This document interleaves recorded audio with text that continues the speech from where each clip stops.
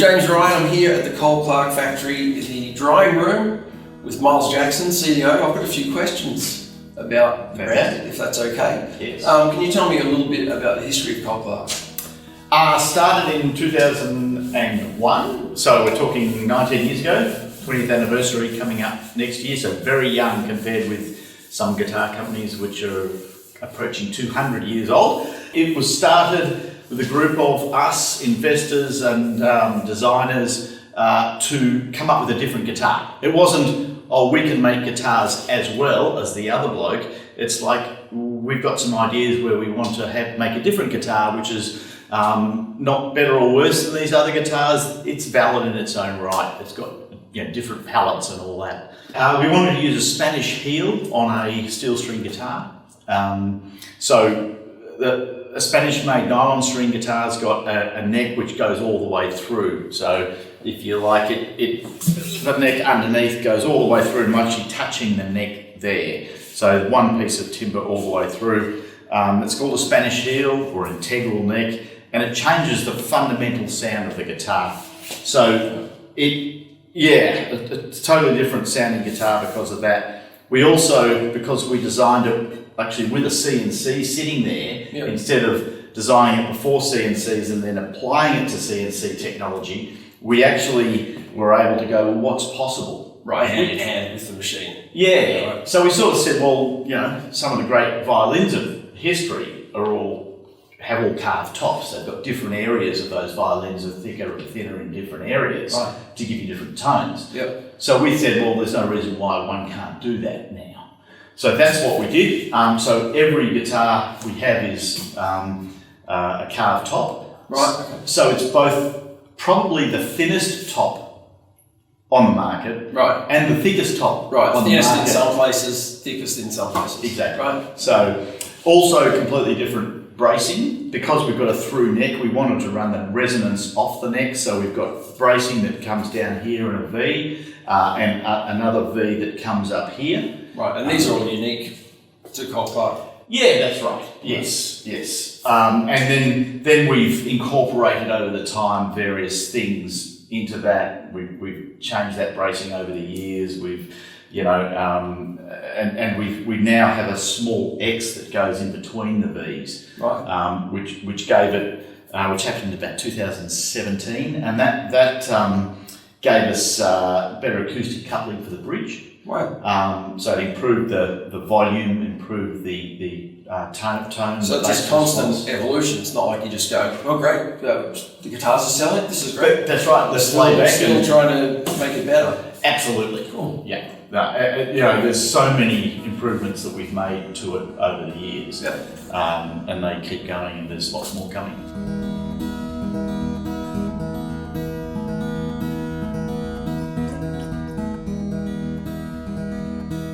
The second thing we did, we wanted to make a unique pickup system, which was the most natural pickup system on the planet. Yep. And we did that. And the fundamental thing about that is that it runs a piezo under the bridge system, under the bridge saddle, like most acoustic guitars do with a pickup. They're individual piezos, like you'd get on a Takamine Ovation high-end kind of thing. Yep. And that sounds really good, but in the mid-range and high-end, it sounds really good in the bottom end. The mid-range and high-end gets you like a metallic Right, it's that bit of artificial something, not quite right. So what lots of people do is they bring a microphone in for that mid-range and high-end. Right. That microphone, of course, you get on stage, it feeds back. You got to turn the microphone off. Yeah. So having a microphone in a box on stage, it's like I've got this feedback machine. Great if you're just super quiet. Yeah, that's right. No fallback. Or if you want feedback. Yes, right. Okay. I want a feedback machine. Right. How can I design it? I'll get a box and I'll put a microphone in it and I'll turn up the volume. Yeah, perfect.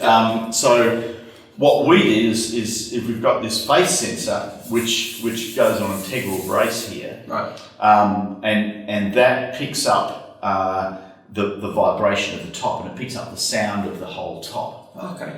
So that comes in for the mid-range and the high end, and it won't feed back any more than the piezo wood, Right. but it'll give you a real sound Cool. for the mid-range and high end. Yep. And then for the extreme high, we bring in a microphone, which comes in at about 2.5 kilohertz, and it will give you a natural sound in the very high end. You get that ping sort of. Yeah. I mean, it can be the thing when you plug in, when you strum, and you go, oh. I mean, there's definitely that nice top end. It's difficult to get, but I think it's that can be that wow part that happens up at the tops. Yeah. So it's a unique system which won't feed back, which sounds natural. So we're not trying for something that's extraordinary as far as a different sound. We're just trying to get what the sound of the guitar is plugged in. Yeah, right. In a stadium with 30,000 people there, or in a pub that's got 100 people and they're hanging from the rafters. Yeah. And you can crank it up and not have any problems with. Yeah, that's right. With a horrible old PA and it's going to kick ass. Yes, so sound great. So that's the pickup system. Great.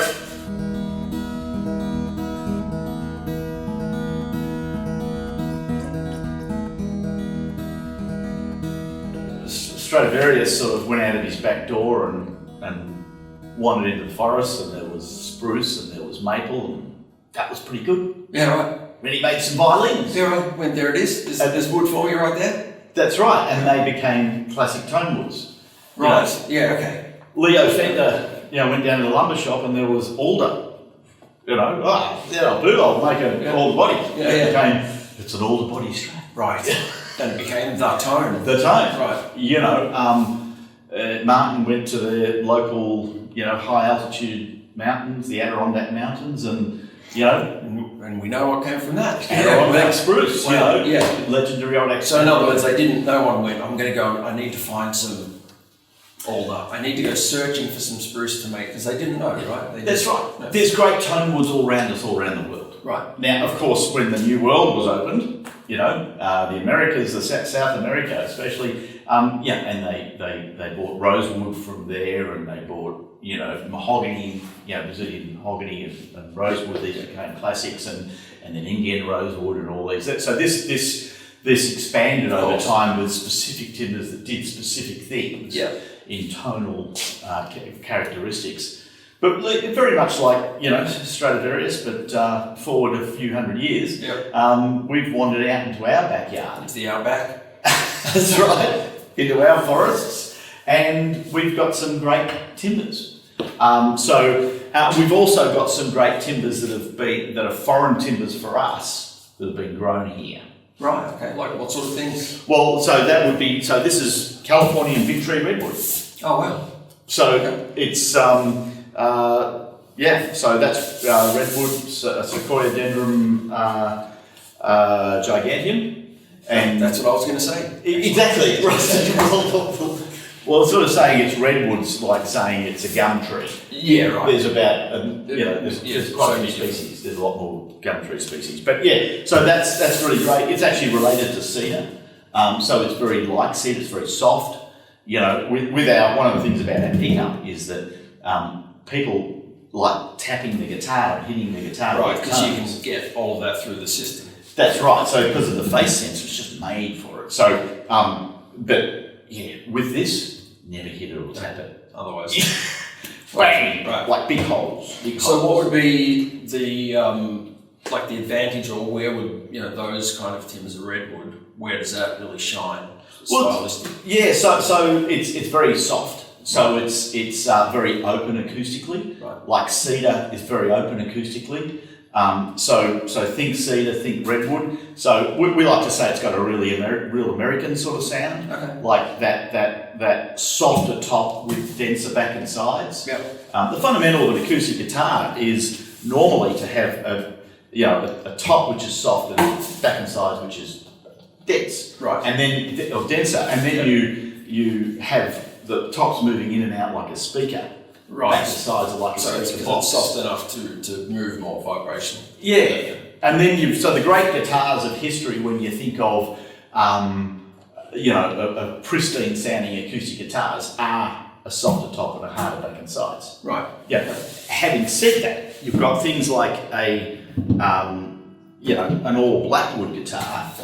Okay. Blackwood That sounds like more of an Australian thing, isn't it? Yeah, so this is an Australian timber. It's actually like one genetic sequence different to koa. Oh, really? So it's, okay. think blackwood, think koa, and you look at a lot of koa and go, or you look at this and go, oh, that's koa. Right, okay. And depending on where it's grown, sometimes you say, well, it's sort of totally different looking. Well, that's because koa is grown in a tropical forest in Hawaii, and some blackwood is grown in, temperate rainforests in Australia. Yeah. Sometimes they're grown in, nearly lost it. Sometimes At least it's a harder wood, isn't it? that's right. And some are grown in, deserty sort of dry areas, and they're totally different. And it goes from people. It's amusing. They call it Tasmanian blackwood. There's no such thing as Tasmanian blackwood. Oh, really? That's funny. I have heard. Yeah. It must be a special blend that comes from. It's just blackwood then. It's blackwood, Australian blackwood. Right. And it occurs from southern Tasmania to well up Queensland. Right. It's about 2,000 miles of difference. And so that's why you get the variation in the visually. That's right. Okay. High, low, in gullies, on dry surfaces. But essentially the same characteristic, but like this, it's the same. Well, it'll sound different depending on where it's grown. Okay. Because if it's grown in a drier area, it'll be harder. Right. So if it's grown in a nice moist gully, with lots in Tasmania or the Otway Ranges in Victoria, it'll surrounded by tree ferns and misty sort of rainy sort of thing. Be a bit different. It's much faster growing and a bit softer, but still a hard timber. So when you've got a guitar with like an all koa guitar or an all blackwood guitar or an all mahogany guitar, these guitars are they're not as big, pristine, sort of acoustically, but they've got a really interesting thing. Like an all mahogany, it has got a thing about it. You wouldn't, if you're talking Martin, something like a spruce rosewood or a spruce mahogany will be a big pristine sound. Right. Your all mahogany won't be. Yeah. But it's got a thing about it. And that's like this. So this has got a thing about it. Yeah. And we do quite a few guitars with the same toppers back and sides, and they work really nice, and they work really nicely amplified too. Okay. So people often sort of, with a lot of other brands of pickups and stuff, it doesn't matter what guitar you get. It just sounds. You're putting the pickup on it, and it's sounding the same no matter what guitar you've got. Right. Pickup sounds the same. Yeah. It's just getting the vibration of the string. With us, because you've got the phase sensor coming in about 350 hertz, you're actually getting the tone of that guitar. Yeah, right. So this is fundamentally going to sound totally different plugged in than a redwood. Right. Okay. So with a redwood, if you play softly, you're a finger picker, and you're amplifying it, redwood can be fantastic. If you dig in hard and strum really hard, redwood can kind of compress and get a bit boomy kind of thing, whereas this will power through that. So our biggest selling guitars have got a blackwood top, back and sides. Right. Okay. It's extraordinary. Right. Never would have guessed that back in 2015 when we made our first. But it's become, or 2014, but it's become that, and it's probably because it's a very interesting guitar, it's a very pretty guitar, and plugged in, it's probably our best guitar. So are there any other timbers that commonly get used? Okay, so we have a large array of timbers. The three big ones are redwood, blackwood as far as tops go, and bunya. Right. And bunya sits in the middle, so it's in middle in density, so it's softer than blackwood and it's denser than redwood. Okay.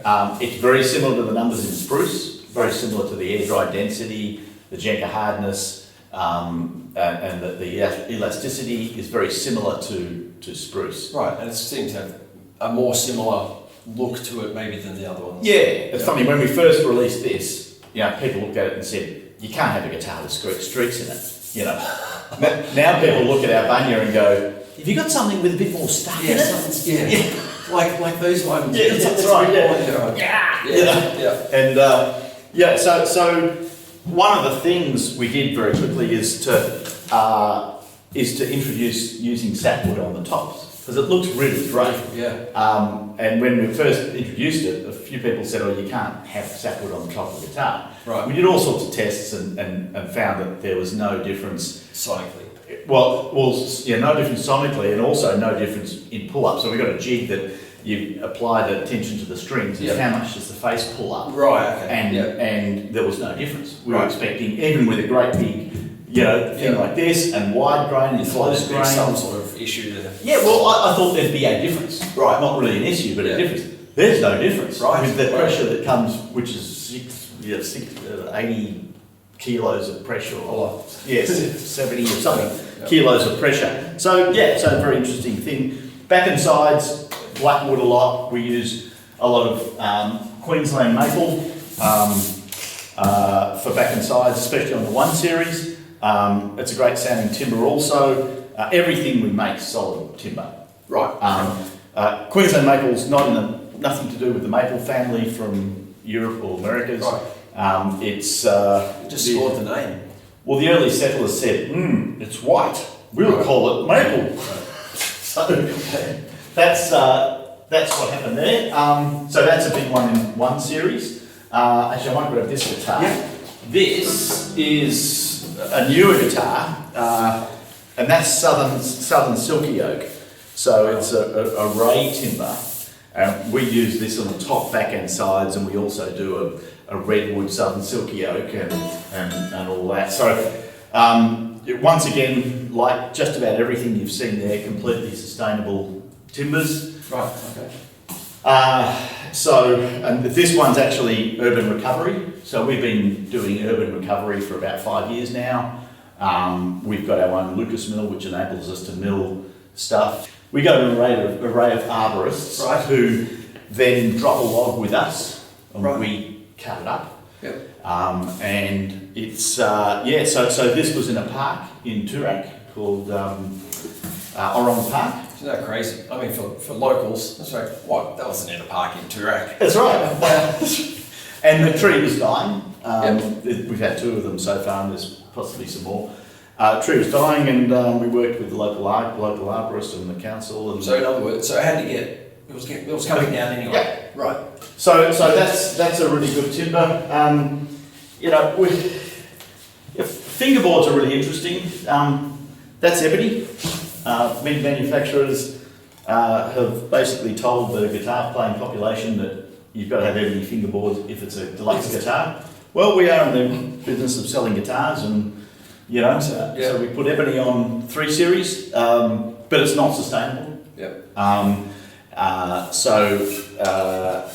That's a timber that we don't particularly like to use, but we do have,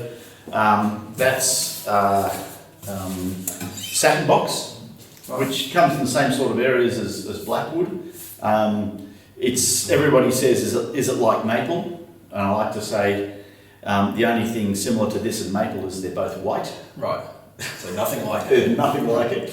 It's sort of halfway between ebony and rosewood. It's like harder like ebony, and with some of the Australian dealers call it Australian ebony. Even though it's really? white. Yeah, it's got that character. So it'll dirty off in time because it's white. But you lemon oil it like you would with rosewood. Certainly not with your old rosewood cloth. But so that's that. But our mainstay is actually river she oak. So this is river she oak, sort of once again in between ebony and rosewood. Right.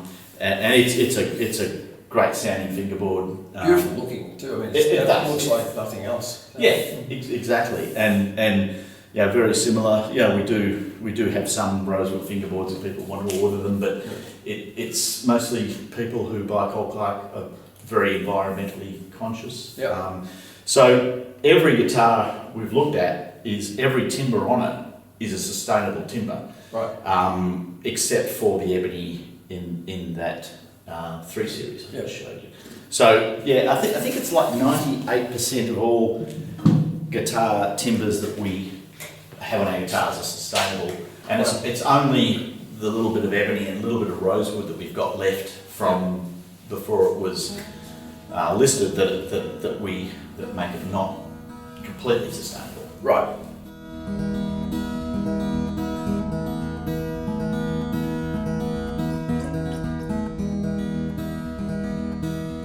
So you've mentioned a bit about 1 series, 2 series, 3 series. Can you tell me a bit about what's the difference between those? Sure. Well, they're all solid timbers, as I said before. 1 series, less wood's available. Right. No binding, but because of the way we do our binding, the way we join our backs to our sides, there's only a very, very small slither of timber there. So it's not like having a great hunk of spruce hanging over the end of a guitar. Yeah, right. Okay. So it's actually quite aesthetically pleasing, yeah. So it's a very plain guitar though, very basic, just dot inlays, no headstock fascia. So it's a price point with features, but the actual quality of the timbers, the audio quality of the timbers is the same. There's no difference. Right. Visually, we use A-grade timbers on 1 series, AA grade timbers on 2 series, AAA grade timbers on 3 series. Right. So that's an A grade bunya top, and that's a AAA grade bunya top. Right. Yeah. So in 2 series, you have binding. We use wooden binding unless it's a sunburst. We would use plastic binding most of the time. We have a headstock fascia, which is an aesthetic, something that looks nicer. It's got snowflake inlays and just a little bit better timbers. Right. So it just comes up. We've got this purfling line in there as well. So just a little bit more happening. Yeah. Aesthetically, it's a little bit more. That's right. And it's a little bit more money because that is all time for someone to do. The extra stuff. And Yeah. the pickup system. It's the same pickup and everything. Right. All the lines on the face are all a channel done and a piece of wood inlaid. Oh, wow. So it's not a laser cut that looks like Right. a burnt whatever. Yeah. So that's that.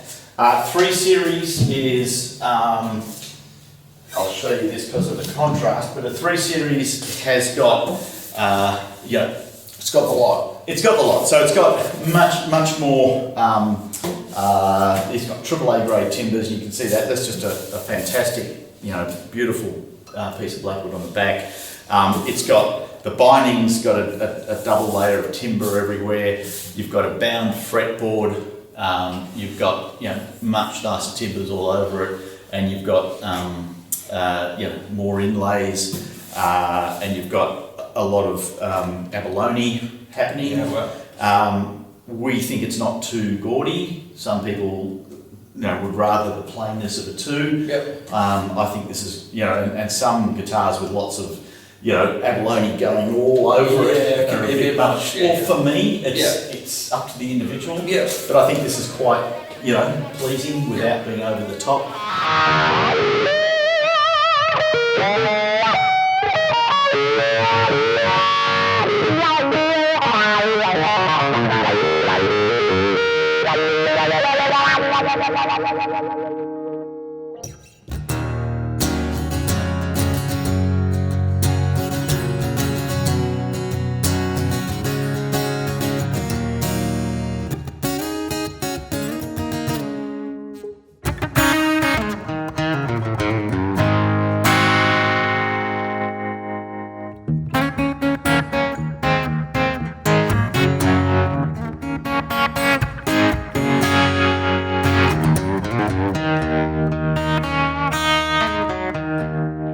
So look, what this is all about is many players put a sound hole pickup in as well as the acoustic pickup, and they blend a combination of the sound hole pickup and the acoustic pickup.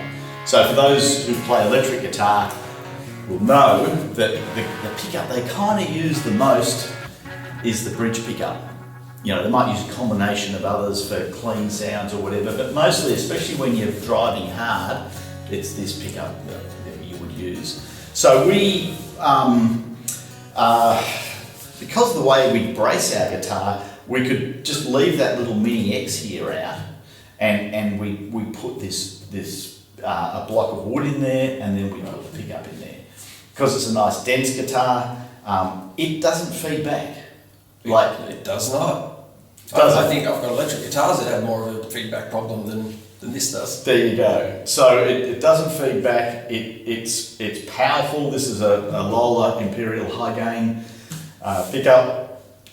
It sounds like a Les Paul or a 335, and big sound. Put it into a Marshall stack and go hard, or plug it into your. And I love this too, even though it took me, 2-3 months. I'm like, it's great if I could get a different sound out of that. I'm like, I mustn't have pulled on it hard enough at first. I'm like, no, it doesn't have any. I'm like, great. So you can do series and parallel. So you can also get, something a little less full on as well. That's right. Another sound. Just change that tone up a little bit. Yeah, I'm not a fan of single and double coil, because I always think a humbucker with a single, made into a single coil. Yeah, it's never quite right. It doesn't work right. Power. But the series parallel thing does work really well. Yeah, it's great. So that's a real thing. We've done incredibly well out of this, because it's the one on the planet that works better than anything else, and it works properly. It does what it says on the box. Yeah, like the acoustic sound plugged in is as good as any acoustic guitar that we have plugged in, and I would say confidently that we've got the most natural and best acoustic guitar plugged in sound on the planet. Yeah. And that's there, and you flick the switch and it's got an uncompromising electric guitar. Yeah. You could go and do an electric guitar gig with. Yes. Yeah. And this other thing that you can't move away from is the two together. That's right. Yeah. And you use that quite a lot. I use that a lot, and that's why you've got the separate outputs. I mean, that's otherwise being able to flick between doesn't really make much difference. But being able to keep the acoustic tone pure, and if you want to add some, have some effects on that, and run off into a pedal board, into an amp for the electric sound, and then blend them is amazing. Yeah. And you do a lot of slide with it too, because you've got the clean and the dirt. Yeah, love doing that together. So this is the controls for the electric pickup. But they're the controls of the acoustic pickup, exactly the same as we've got on all other guitars. Yeah. And then that's a three-way switch between electric, acoustic and both.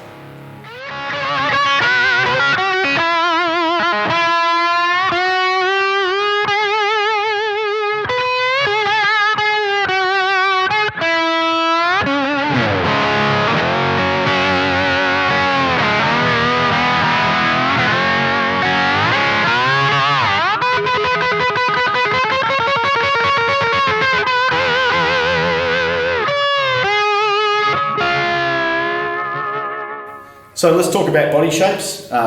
Two very standard shapes here. So this is our FL Dreadnought and our AN Grand Auditorium. Very standard sizes that most people would know. 25.5-inch scale, all good. The bigger body has a bit more bottom end because it's got a bigger chamber. This is our LL Mini. So it's a 23.5-inch scale, bigger body than many mini guitars, so it gives you quite a big sound for a mini. It's still got all our pickup in it, so that, once again, get in front of a stadium, 30,000 people, perfect, this is the mini you want. So that's that. We also do an array of other instruments as well. This is a lap steel, all completely hollowed out neck, hollowed out whole body, not just a couple of little chambers under here. Bronze bridge, Bakelite nut, a Lolar Imperial high gain. This is one of our Cole-Clark Kennedy basses. So we did a 4 and a 5 string. It's very light because it's got less timbre. It's very well balanced. It's big sounding, Aguilar system. It's through neck, 3-piece through neck, graphite reinforced neck, two-way truss rod. It's a killer bass. So Bunya back and sides, Queensland maple neck, and this one's got a figured Queensland maple top. So yeah, really nice basses. Have a try if you're a bass player.